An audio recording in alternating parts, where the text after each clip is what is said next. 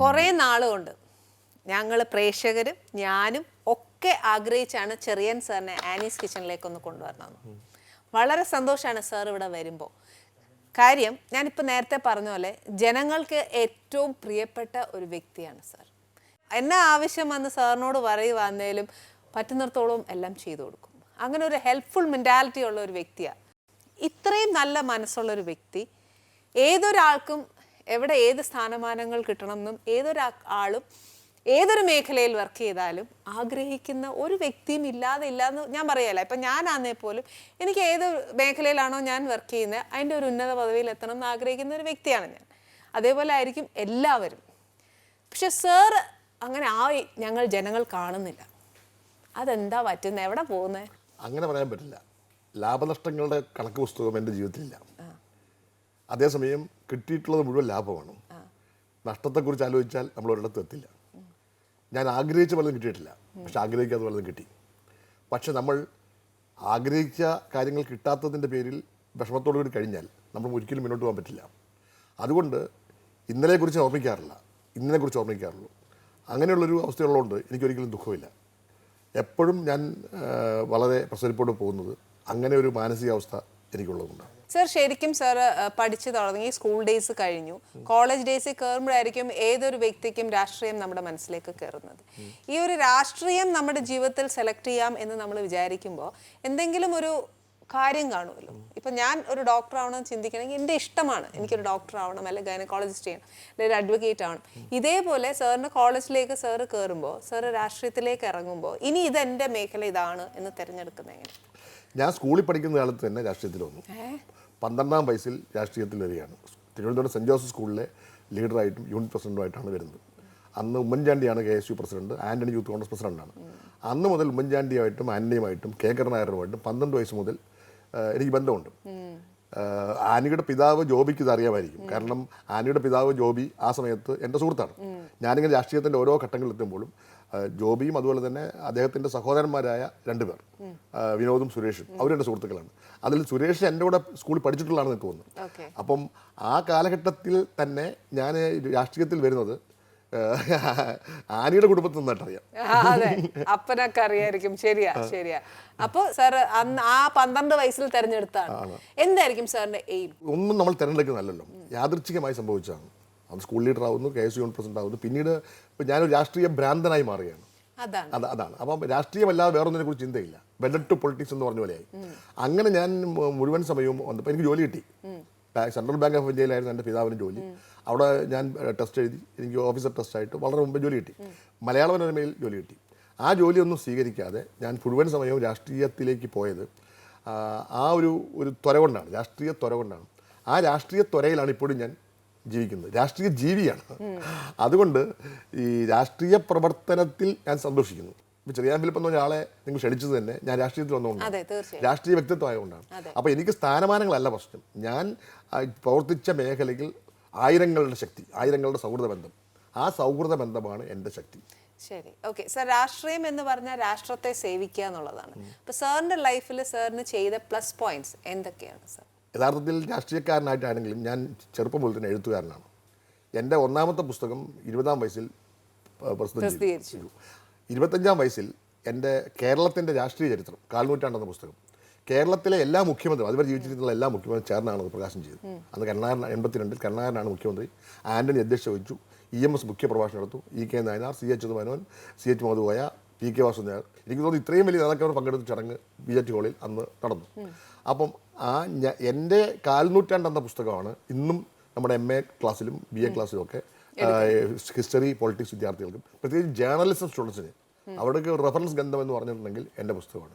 ഒരു എഴുത്തുകാരൻ എന്ന നിലയിൽ എനിക്ക് ചെറുപ്രായത്തിൽ തന്നെ എസ്റ്റാബ്ലിഷ് ചെയ്യാൻ സാധിച്ചു. അത് ധാരാളം അവാർഡുകൾ കിട്ടി. സത്യം പറഞ്ഞിട്ടുണ്ടെങ്കിൽ ഒരു കാലത്ത് എനിക്ക് യുവാവായിരുന്നപ്പോഴത്തേക്കൊണ്ട് എൻ്റെ ജീവസന്ധാരണത്തിൻ്റെ പ്രധാന ഉപാധി അവാർഡ് തുകളായിരുന്നു. അപ്പം അങ്ങനെ ഒരു എഴുത്തുകാരൻ എന്ന നിലയിൽ എനിക്ക് പ്രശോഭിക്കാൻ സാധിച്ചു. അപ്പം ഞാൻ രാഷ്ട്രീയ പ്രവർത്തകൻ മാത്രമല്ല, ഇപ്പം ഞാൻ സർക്കാർ ഉദ്യോഗസ്ഥനാണ്. അതായത് പ്രിൻസിപ്പൽ സെക്രട്ടറി ഗ്രേഡിലുള്ള ഒരു പ്രിൻസിപ്പൽ സെക്രട്ടറി എന്ന് പറഞ്ഞാൽ IAS കിട്ടുന്ന ഏറ്റവും ഉയർന്ന സ്ഥാനമാണ് പ്രിൻസിപ്പൽ സെക്രട്ടറി. ആ ഗ്രേഡിൽ IAS കാരനല്ലാത്ത എന്നെ മുഖ്യമന്ത്രി നിയമിച്ചിരിക്കുന്നത് കേരളത്തിലെ ഏറ്റവും പ്രധാനപ്പെട്ട ചില വികസന ദൗത്യങ്ങളുടെ ചുമതലയായിട്ടാണ്. മുഖ്യമന്ത്രി ചെയർമാനായിട്ടുള്ള എല്ലാ മിഷനുകളുടെയും കോർഡിനേറ്ററാണ് ഞാൻ.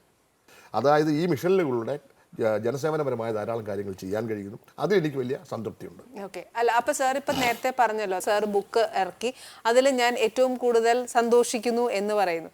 അതേപോലെ സാറ് പറഞ്ഞു ഈ ഒരു ബുക്ക് പ്രകാശനത്തിന്റെ സമയത്ത് ഇത്രയും പ്രമുഖ വ്യക്തികൾ നിന്ന ഒരു VJT ഹാളിൽ നിന്നാണ് സാറിന്റെ ബുക്ക് പ്രകാശനം ചെയ്യുന്നതെന്നും പറഞ്ഞു. 12 വയസ്സിൽ സാർ ഉമ്മൻചാണ്ടി സാറിനൂടെയും കരുണാകരൻ സാറിനൂടെയും ഒക്കെ ചേർന്ന സാറ് ഇപ്പൊ എന്തുകൊണ്ട് കോൺഗ്രസിൽ നിന്ന് മാറി? കോൺഗ്രസിൽ നിന്ന് മാറാനുള്ള കാരണം അത് 2001 കോൺഗ്രസിനുള്ളിൽ ഞാൻ എപ്പോഴും ഒരു പോരാളിയായിരുന്നു. KSUവിൻ്റെ പ്രസിഡന്റായിരുന്നു, അതിനുശേഷം KPCC സെക്രട്ടറി ആയിരുന്നു. ഒരു MLA സ്ഥാനം MP സ്ഥാനവും എനിക്ക് കിട്ടിയിട്ടില്ലെങ്കിലും ഞാൻ നിരവധി ആളുകളെ MLA ആക്കാനും MP ആക്കാനും പ്രവർത്തിച്ചിട്ടുണ്ട്. അപ്പോൾ അതെനിക്ക് ഇപ്പോഴും ഒരു വലിയ സംതൃപ്തിയാണ്. കാരണം ഞാൻ മുഖേന വന്ന ആളുകൾ എന്നെക്കാൾ ഉയർന്ന പൊസിഷനിലിരിക്കുമ്പോൾ സാധാരണ ചില ഈ പെരുന്തച്ചൻ കോംപ്ലക്സ് ഇല്ലെങ്കിൽ പിതാക്കൾക്കൊക്കെ ഉണ്ടാകുന്നൊരിതുണ്ട്, മക്കൾ. അപ്പോൾ എനിക്ക് ആ ഇതാണ്. കാരണം ഞാൻ ആരെയെങ്കിലും സൃഷ്ടിച്ചിട്ടുണ്ടെങ്കിൽ അവരെല്ലാം ഉയർന്ന സ്ഥാനങ്ങളിലേക്ക് പോകുന്നത് എനിക്ക് സന്തോഷമേ ഉള്ളൂ. ഇപ്പോഴും ആ ബന്ധം നിലനിൽക്കുന്നുണ്ട്. ഞാനൊരു തത്വത്തിൻ്റെ പേരിലാണ് കോൺഗ്രസ് വിട്ടത്. അതായത് അധികാര കുത്തക. കോൺഗ്രസിൽ ഒരാൾ ജനിച്ചു വീണാൽ, ഒരാൾ MLA ആയാൽ മരിക്കുന്നവരെ അവിടെ തന്നെ തുടരും. വേറൊരാൾക്ക് അവസരമില്ല. 2 ടേം അല്ലെങ്കിൽ 10 വർഷം കഴിഞ്ഞവർ മാറണമെന്ന് എന്ന ആവശ്യമായിട്ട് ഞാൻ കോൺഗ്രസ് വന്നു. ഉമ്മൻചാണ്ടി എതിർത്തു. അപ്പം ഉമ്മൻചാണ്ടി വളരെ പ്രബലമായ നേതാവാണ്. ഉമ്മൻചാണ്ടിയുടെ മുറിയിലാണ് 10 ദിവസം ഞാൻ കഴിഞ്ഞിട്ടുള്ളത്. ഉമ്മൻചാണ്ടി എൻ്റെ യൂണിവേഴ്സിറ്റി കോളേജിലെ ലോക്കൽ ഗാർഡിയനായിട്ട് ഒപ്പിട്ടുള്ളതാണ്, എന്നെ രാഷ്ട്രീയത്തിൽ കൊണ്ടുവന്നതാണ്. പക്ഷേ അത് ശരിയല്ലാന്ന് തോന്നിയപ്പോൾ ഞാൻ നേരെ പുതുപ്പള്ളിയിൽ പോയി ഉമ്മൻചാണ്ടിക്ക് മത്സരിച്ചു. അവിടെ മത്സരിച്ചത് ഞാൻ സ്വതന്ത്രനായിട്ടാണ്. മാർക്സിസ്റ്റ് പാർട്ടി എന്നെ പിന്തുണയ്ക്കുകയാണ് ചെയ്തത്. അത് കഴിഞ്ഞ് ഞാൻ തിരിച്ചു വന്നപ്പോൾ ആൻ്റണി ഉൾപ്പെടെയുള്ള ആളുകൾ എന്നെ തിരിച്ച് കോൺഗ്രസിലേക്ക് കൊണ്ടുവരാൻ ശ്രമിച്ചു. ഉമ്മൻചാണ്ടിക്കും താല്പര്യമുണ്ടായിരുന്നു. പക്ഷേ ഒരു നിലപാടെടുത്ത ശേഷം ഞാൻ ആ നിലപാടിൽ നിന്ന് മാറുന്നത് ശരിയല്ല എന്നൊരു അവബോധം എനിക്കുള്ളതുകൊണ്ട് ഞാൻ തിരിച്ചു വന്നില്ല. ആ സമയം പിണറായി വിജയൻ എന്നോടൊപ്പം ഞങ്ങളുടെ കൂടെ നിൽക്കണമെന്ന ഒരു ഇത്. ഞാൻ CPM ഇപ്പോഴും അംഗമല്ല, 18 വർഷമായിട്ട് CPM അംഗമായിട്ടില്ല. പക്ഷേ CPM-ൻ്റെ ഇടതുപക്ഷ മൂല്യങ്ങളോടൊപ്പം മുഖ്യമന്ത്രിയോടൊപ്പം അല്ലെങ്കിൽ പാർട്ടിയുടെ ഭാഗത്തോട്ട് നിൽക്കുന്നു. അതുകൊണ്ടാണ് ഞാനിപ്പോൾ തുടരുന്നത്. പക്ഷേ തിരിച്ചു പോകുന്നത് മുടിയനായ പുത്രനെ പോലെ തിരിച്ചു പോകുന്നത് ശരിയായല്ല എന്നുള്ളത് അവിടെ ഒരു അഭിമാനബോധത്തിൻ്റെ പ്രശ്നത്തിലായിരിക്കാം. എന്ന് വെച്ച് കോൺഗ്രസ്സിലുള്ള എല്ലാ നേതാക്കന്മാരും എൻ്റെ ആത്മസുഹൃത്തുക്കളാണ്. AK ആന്റണി രാഷ്ട്രീയ ഗുരുവാണ്. AK ആന്റണി അടുത്ത കാലത്ത് എനിക്ക് അവാർഡ് നൽകിക്കൊണ്ട് പറഞ്ഞത്, എൻ്റെ ജീവിതത്തിലെ ഏറ്റവും വലിയ ദുഃഖം ചെറിയാൻ ഫിലിപ്പിന് അർഹമായ സ്ഥാനം കൊടുക്കാൻ കഴിഞ്ഞിട്ടില്ല. ആ കുറ്റബോധം ഇപ്പോൾ എന്നെ വേട്ടയാടുന്നു. അതേസമയം എൻ്റെ രക്ഷകൻ ഇപ്പോൾ പിണറായി വിജയനാണ്, കേരളത്തിൻ്റെ മുഖ്യമന്ത്രി. അപ്പോൾ ഞാൻ ആ അവാർഡ് ഫംഗ്ഷനിൽ പറഞ്ഞതുപോലെ എൻ്റെ വലം നെഞ്ചിൽ ആൻ്റണിയും ഇടം നെഞ്ചിൽ പിണറായി വിജയനുമുണ്ട്. രണ്ടുപേരെ എനിക്ക് തള്ളിക്കളയാൻ കഴിയില്ല. ഓക്കെ സാർ, അപ്പോൾ ഒരു സംശയം ചോദിച്ചോട്ടെ. സാർ നേരത്തെ പറഞ്ഞു, സാർ ഒരു ആള് MLA ആയി കഴിഞ്ഞാൽ 10 വർഷം അത് മാറിക്കൊടുക്കണം എന്ന് പറഞ്ഞു. അത് അനുസരിച്ചല്ലാത്തത് കൊണ്ടും സാർ വെച്ച ഒരു സജഷൻ പിന്തള്ളപ്പെട്ടത് കൊണ്ടും സാർ അതിൽ നിന്ന് മാറി എന്ന് പറഞ്ഞു. ഇതേപോലെ സാർ പറഞ്ഞു, സാറിൻ്റെ പ്രയത്നം കൊണ്ട് ഇരിക്കുന്ന വ്യക്തികൾ, എല്ലാ സ്ഥാനമാനങ്ങൾ കിട്ടിയ വ്യക്തികളോട് സാറിൻ്റെ ഓരോ അഭിപ്രായങ്ങൾ പറയാലോ. സാർ ഇത് ഇന്ന പോലെ ചെയ്യണം, അത് ഇന്ന പോലെ, തെറ്റും ശരി ഏതൊരു വ്യക്തിക്കും ഉണ്ട്. അതുപോലെ പറഞ്ഞിട്ട് നടക്കാതെ പോയ ഏതെങ്കിലും കാര്യങ്ങൾ? കോൺഗ്രസ്സിലുള്ള ഉള്ള ആളുകൾ ഒരാൾ പോലും എന്നോട് ഒരു അനീതിയും കാണിച്ചിട്ടില്ല. ഇപ്പം രമേശ് ചെന്നിത്തല, രമേശ് ചെന്നിത്തല സീനിയറായ ആൾ ഞാൻ. രമേശ് ചെന്നിത്തല ഇപ്പോഴും എന്നോട് ആ പഴയ ഒരു സൗഹൃദം പുലർത്തുന്നുണ്ട്. കോൺഗ്രസ്സിൽ ഉയർന്ന സ്ഥാനം വഹിക്കുന്ന എല്ലാവരും എന്നോട് ഉള്ള സൗഹൃദത്തിന് യാതൊരു കുഴപ്പമില്ല. ഞങ്ങൾ കാണാറുണ്ട്, ലോഹ്യമുണ്ട്. ഇപ്പോഴും ആ ബന്ധത്തിന്, വ്യക്തിബന്ധത്തിന് യാതൊരു പ്രശ്നം ഉണ്ടായിട്ടില്ല. കോൺഗ്രസ് മാത്രമല്ല, ഞാൻ രാഷ്ട്രീയ പ്രവർത്തനം തുടങ്ങിയ വർഷം ഒരു 10-15 വർഷമാകുന്നു. ആ കാലഘട്ടം മുതൽ ഞാൻ ഇപ്പോൾ സിനിമാ രംഗത്തും, ഇപ്പോൾ ഉദാഹരണത്തിന് ബാലചന്ദ്ര മേനോൻ എൻ്റെ സഹപാഠിയാണ്. ഞങ്ങൾ യൂണിവേഴ്സിറ്റികളിൽ ഒരുമിച്ച് പഠിച്ചിട്ടുള്ളതാണ്. ബാലചന്ദ്ര മേനോൻ്റെ സിനിമാ ഷൂട്ടിംഗ് സ്ഥലത്ത് പലപ്പോഴും ഞാൻ പോകാറുണ്ട്. അപ്പോൾ ആനയെക്കുറിച്ച് തന്നെ ഞാൻ എൻ്റെ മനസ്സിലുള്ള ഓർമ്മ, ഒരു ദൃശ്യം എന്ന് പറഞ്ഞെങ്കിൽ, ഈ ഹോളി ഏഞ്ചൽസ് കോൺവെൻറ്റിലേക്ക് ഈ അന്ന് ഈ സ്കൈ ബ്ലൂ സെറ്റിൽമെൻറ്റുള്ള അല്ലാത്ത ഈ തകരപ്പാട്ട പോലത്തെ ഉള്ള ഒരു ഇതിൽ കുതിച്ച് ചാടി മുന്നോട്ട് പോകുന്ന ആനയെ കുട്ടിക്കാലത്ത് തന്നെ കണ്ടിട്ടുണ്ട്. പക്ഷേ ആ ദൃശ്യം എൻ്റെ മനസ്സിലുണ്ട്. ബാലചന്ദ്രൻ പറഞ്ഞു, എൻ്റെ പുതിയ സിനിമയിൽ നായികയായിട്ട് നിങ്ങളുടെ അയൽവാസിയാണ് എന്ന് പറഞ്ഞു. ഞാൻ ചോദിച്ചാൽ എൻ്റെ അയൽവാസി ആരെന്ന് എനിക്കറിയില്ല. അപ്പോൾ ഈ ഷൂട്ടിംഗ് സ്ഥലത്ത് ചെന്നപ്പോഴത്തേക്ക് കൊണ്ട് വളരെ മെലിഞ്ഞ ഒരാൾ കൈലിയൊക്കെ എടുത്ത് ഒരു ഇതൊക്കെ എടുത്ത് ഷർട്ടൊക്കെ ഇട്ട് നിൽക്കുന്നു. ആ കാലം മുതലുള്ള ബന്ധങ്ങൾ, ഇപ്പം ഷാജി കൈലാസും ഞാനും കോളേജ് പഠിക്കുന്ന കാലം മുതലുള്ള ബന്ധമാണ്. ഞാൻ സിനിമാ രംഗത്തും രാഷ്ട്രീയ രംഗത്തും രംഗങ്ങളിലും എല്ലാം ആ ബന്ധം ഞാൻ പുലർത്തുന്നു. ആ ബന്ധമാണ് എൻ്റെ ശക്തി.